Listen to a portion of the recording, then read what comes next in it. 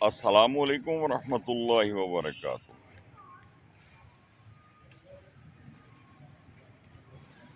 کبھی ہم نے یہ غور کیا ہے کہ ہمارا معاشرہ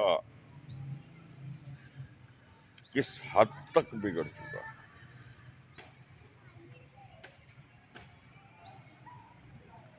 ہم مسجد میں نماز پڑھنے جاتے ہیں اور نماز سے فارغ ہو کے جب باہر نکلنے لگتے ہیں تو وہاں پر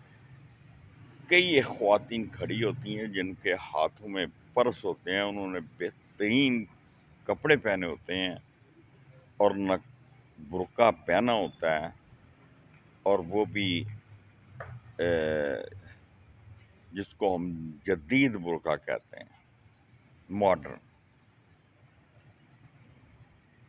اور وہ بس بھیک مانگ رہی ہیں۔ اور جمعے کے دن بھی جمع غفیر باہر کھڑا ہوتا ہے، مرد حضرات بھی اور خواتین بھی۔ عشاء کی نماز کے وقت بھی آپ کو مسجدوں کے باہر کچھ خواتین نظر آئیں گی جن کے ساتھ چھوٹی چھوٹی بچیاں اور بچے ہیں، اور وہ بھی ہاتھ پھیلائے ہمارے گھر میں راشن نہیں ہے، ہمارے بچے بھوکے ہیں، کرائے کا مکان ہے۔ مساجد میں نماز پڑھ کے ابھی سلام ہی پھیرتے ہیں تو کوئی نہ کوئی صاحب کھڑے ہو جاتے ہیں اللہ کے گھر میں، اللہ کے گھر میں، مسجد میں، اور سوال کیا اٹھاتے ہیں؟ جناب میں بڑا ٹھیک ٹھاک سی میرا کاروبار، لیکن یہ ہو گیا اور وہ ہو گیا، تو اب میری مدد کریں۔ یہ ہمارا کلچر ہے، بن رہا ہے اور بنتا جا رہا ہے۔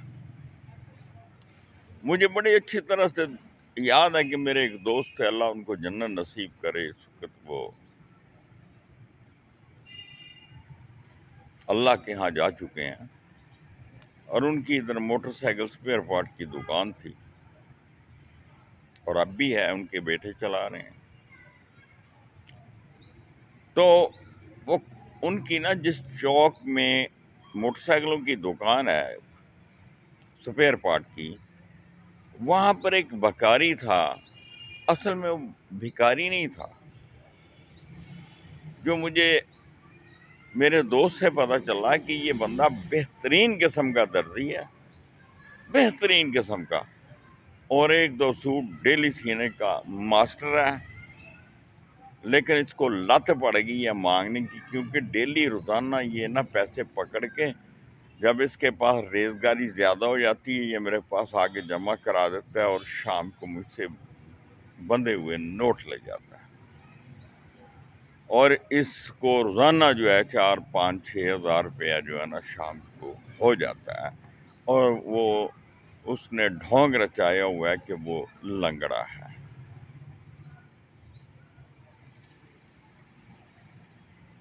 حیرت کی بات ہے،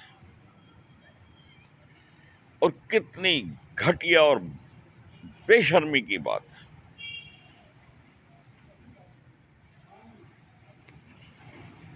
بعض لوگ ایسے مصیبتوں میں گرے ہوئے ہوتے ہیں کہ جن کو قدرتی آفات نے پکڑا ہوتا ہے، تو ان کو دیکھ کر باقاعدہ اللہ کے نبی صلی اللہ علیہ وسلم کی ایک دعا موجود ہے، اللہم انی آفانی مما ابتلاک بہ وفضلنی علی کثیر ممن خلق تفضیلا، کہ جب آپ کسی اس طرح کی حالت میں دیکھیں تو یہ فوراً کلمات ادا کریں، اور جو کلمات یہ ادا کرے گا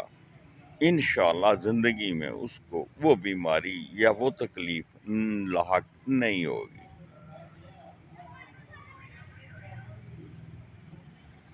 ہمارے گھروں کا کیا ماحول ہے؟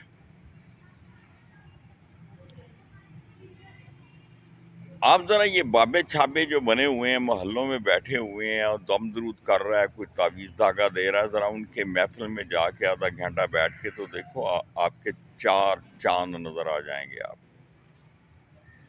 ان کی بے حیائی کی باتیں، بے شرمی کی باتیں، دین سے دوری کی باتیں، شرک، حد درجہ شرک کی باتیں آپ کو وہاں پر نظر آئیں گی۔ ایک بچی ہے، وہ آپ اس کے پاس گئی ہے، اس نے کہا ہے کہ جی میری کمر میں درد ہے، وہ اس کو کہہ رہا ہے کہ آپ دیوار کے ساتھ ٹیک لگا لیں اور ٹانگیں سیدھی کر لیں۔ اس کے ساتھ ایک چھوٹا بچہ بھی ہے، وہ بیچاری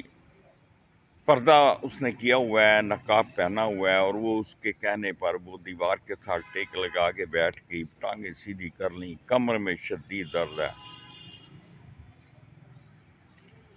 وہ نا محفل میں بیٹھے ہوئے ایک اٹے گٹے لڑکے کو بلاتا ہے، جوان آدمی کو بلاتا ہے اور کہتا ہے اس کی ٹانگوں پہ چڑھو۔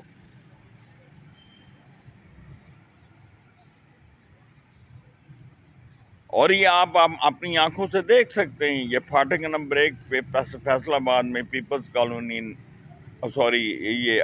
اسٹیشن سے جو لاہور کی طرف ٹرین جاتی ہے، جو پٹری جاتی ہے، اس پہ پہلا جو فاٹک آتا ہے عبداللہ پور کراس کرنے کے بعد، تو لیفٹ سائیڈ میں دوسری یا تیسری گلی ہے، وہاں پر یہ صاحب بیٹھتے ہیں۔ ہر کوئی جا کے اپنی آنکھوں سے دیکھ سکتا ہے یہ منظر، اور وہ ایک غیر محرم کو اس کی ٹانگوں پہ کھڑا کرتا ہے اور اس کی چیخیں نکلوا دیتا ہے۔ سیدھی ٹانگوں پر تو ایک عام جوان آدمی بھی کسی کو کھڑا کرنا اس کے لیے محال ہے، کہاں ایک عورت ذات۔ پھر اس کو کہنا کہ آپ کمر کی بل لیٹ جائیں، اور پھر اس کے کمر پہ اس کو کھڑا کرنا، اور میری تو اس کے ساتھ تو میں ہو گئی باقاعدہ ایک دفعہ۔ بہرحال کہنے کا مطلب یہ، گلی گلی محلے محلے میں آپ کو اس طرح کے بہت سے لوگ جو ملیں گے، وہ قیافے لگاتے ہیں کہ میرے پاس جو لوگ آدمی آیا ہے یا عورت جو آئی ہے، لازمی ہے اس کو کوئی مسئلہ تو آئی ہے نا، تو پھر وہ مرچ مسالہ لگا کے اس کو بیان کرے گا کہ جناب ایسے ہوا اور ایسے ہوا، ایسے معلوم ہوتا ہے آپ کو گرمی بڑی لگتی ہے۔ گرمی کا موسم ہے، گرمی تو لگے گی، آپ کو پسینہ بہت آتا ہے، یہ بھی ایک یقینی بات ہے، جب آپ کو گرمی لگتی ہے، گرمی کا موسم ہے، پسینہ بھی آئے گا، اس میں جادو والی کون سی بات ہے؟ لیکن میں آپ لوگوں کو یہ بتا رہا ہوں، اپنے دوستوں کو، بہنوں کو، بھائیوں کو، سب کو، کہ یہ سب چکر ہیں، غائب کا علم تو میرے اللہ کے پاس ہے، علم کیفہ ہے ان کے پاس، اور کچھ بھی نہیں ہے۔ لیکن وہ کھلتے نہیں ہیں، لوگوں سے فری نہیں ہوتے، یہی ان کا راز ہے۔ اس بارے میں میرے پاس بہت لمبا چوڑا مواد موجود ہے، لیکن میں آپ سب کو یہ کہوں گا کہ ایسے لوگوں کے پاس جانے کی بجائے اللہ کی کتاب کی طرف رجوع کرو، اللہ کے نبی صلی اللہ علیہ وآلہ وسلم کی احادیث کی طرف رجوع کرو، اور جو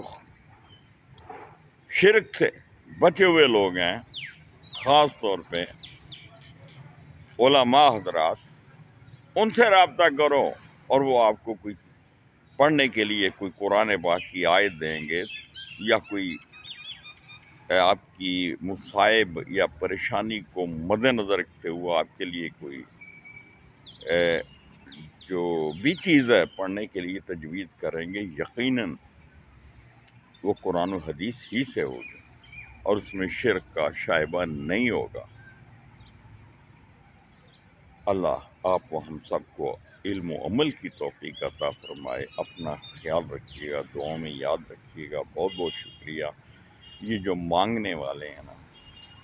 ان کے بارے میں میرا اپنی ذاتی رائے تو یہ ہے کہ اللہ کے گھر میں آئے ہیں تو اللہ ہی سے مانگو، اس کے علاوہ کسی سے مانگنا شرک ہے۔ اور جو یہ لوگ مانگتے ہیں، ان کی حوصلہ شکنی کرنی چاہیے، ان کی حوصلہ افزائی نہیں کرنی چاہیے۔ آپ کے اہل محلہ میں، آپ کے خاندان میں، آپ کے عزیز و احباب میں ارد گرد دیکھیں، اگر کوئی محتاج ہے اور ضرورت مند ہے، اس کو آپ، اور وہ ہاتھ نہیں پھیلاتا، آپ اس کو ڈھونڈیں اور اس کی مدد کریں۔ یہی حق ہے، اور یہی سچ ہے، اور یہی عبادت ہے۔ بہت بہت شکریہ۔ اللہ حافظ۔